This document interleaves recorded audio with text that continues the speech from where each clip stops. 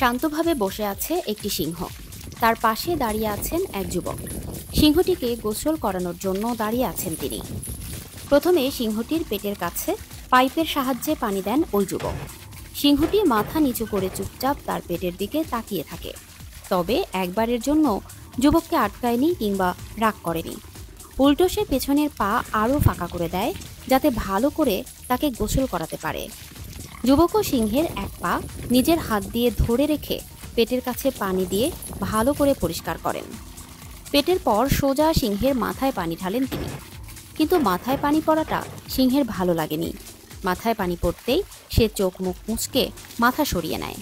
তবে যুবক সিংহের পছন্দ অপছন্দকে পাত্তা না দিয়ে গোসল করাতে থাকেন।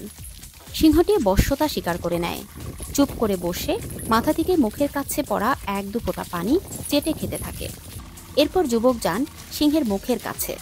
সিংহটিও তাকে দেখে এগিয়ে আসে, কিন্তু আক্রমণাত্মকভাবে নয়, বরং আদুরে ভঙ্গিতে এসে এক পা দুপা বাড়িয়ে এগিয়ে যায় যুবকের দিকে। ইতিমধ্যে এই ভিডিও সামাজিক যোগাযোগ মাধ্যমে ভাইরাল হয়েছে। অবুঝ প্রাণীর প্রতি যুবকের ভালোবাসার প্রশংসা করেছেন নেটিজেনরা।